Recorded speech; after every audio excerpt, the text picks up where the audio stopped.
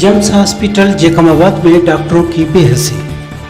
Patient को कोई तवज्जो नहीं दी जाती और पेशेंट के वारसों के साथ बदकलामी मामूल बना हुआ है। तहसील रिपोर्टर जैकमाबाद से मोहम्मद अली सुमरो की रिपोर्ट है कि हॉस्पिटल में एक तो कोई भी डॉक्टर टाइम पर नहीं मौजूद होता। एक हिंदू लेडी पेशेंट गायनी के प्रॉब्लम में सुबह 5 बजे से आई हुई थी और सीरियस कंडीशन है। ब्लीडिंग ज़्यादा होने की वजह से जच्चा और बच्चा दोनों को खतरा लाक है, मगर हॉस्पिटल इंतज़ामिया को कोई एहसास नहीं हो रहा। मरीज़ को फ़ौरन ट्रीट करने के बजाय कोई हाथ लगाने को तैयार नहीं है। मरीज़ों के उर्सा MNA मोहम्मद मियाँ सुमरो और वज़ीर सेहत अजरा पेचूहो और चीफ जस्टिस से आज खुद नोटिस लेने की अपील की है। जैकमाबाद के मुतासरीन ने पाक हफ्ज़बान न्यूज़ को बताया है कि हॉस्पिटल में यह हालत है जो का लेडी डॉक्टर को उन्होंने टाइम अचो तुम दोस्त को कुछ तो छा अस्सलाम सत्ता परेशान है छा मसलो दरअसल ये मान जो डिलीवरी जो केस है जो सुबह जो सवा पड़ी हो गया है। दरअसल बी का हॉस्पिटल में डॉक्टर ने बंदा तय करें सोच को जिम्स में आया सी हिते डॉक्टर 24 कलाक सहूलत आई इन हिसाब सां आया तो जॾहिं इहो पुछां थो त अल्ट्रासाउंड वग़ैरह डॉक्टर चयो कि कराइणो आहे। इन करे असांखे चयूं त अल्ट्रासाउंड लाइ तव्हां कम से कम 4 कलाक वेट करिणो पवंदो। हाणे 4 कलाक थियल अल्ट्रासाउंड त करायो आहे, 1.5 कलाक जो डॉक्टर जी रिपोर्ट न मिली आहे। उनखे अल्ट्रासाउंड खे कराईंदे बि 1.5 कलाक थी चुको आहे। डॉक्टर चए था असांखे ख़बर करो बि डॉक्टर जल्दी असांखे ॿुधायो पेशेंट थोरो सीरियस आहे, हुनजी ब्लीडिंग ज़्यादा थी आहे त छाजे करे मतिलबु असांखे दग ॾियो, असां ॿिए कंहिं डॉक्टर खे ॾेखारियूं। चए था असां उहे डॉक्टर चवनि था की तव्हां असां घणो वठी आयासीं। इहा इंसानियत आहे, इहा इंसानियत न आहे। अच्छा तव्हांजो छा शिकायत हो? असांजो शिकायत इहो हुयो त असां सां जेको हिननि हिकिड़ो नाजाइज़ी कयो, असांजो ॿारु हिननि चेंज कयो हुयो कंहिं टाइम। पोइ उहो ॿारु असांजो नंढड़ो छोकिरो हुयो। असांखे चयूं ॿिए ॾींहं ते डिलीवरी खां बाद में 3 ॾींहं ते चयूं असां तव्हांजो ॿारु जेको आहे गुज़ारे वियो। असां जेॾी महिल ॿारु खणी वियासीं ॻोठु, क़बर कुशाई कयोसीं। जेॾी महिल ॿार खे गुसुल ॾिनोसीं त ॿारनि असांजे चयो त बाबा हे त ॿारु छोकिरो न आहे असांजो, असांजो त छोकिरो हुयो, हे त छोकिरी आहे।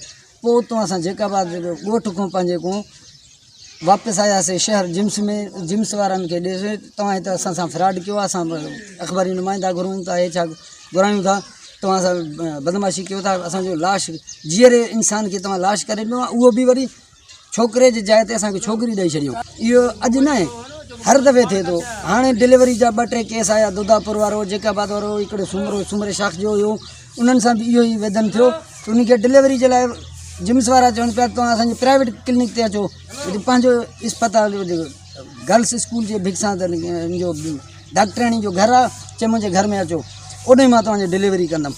उते ग़रीब वञनि था त 30 खां 25 रुपया उन्हनि ग़रीबनि जो ख़र्चो थिए थो। त हाणे ॿुधायो त दोदापुर खां ग़रीब माण्हू मज़दूरी करे थो, अलाए को राहक आहे, उन मिसकिन सां जो इहो हालत थिए थो जिम्स में, ॿिए अमीर सां छा थींदो। अच्छा हीअ जेको ॿारु तव्हां चयो था त वियासीं डिलीवरी, उते डिलीवरी थी जिम्स में।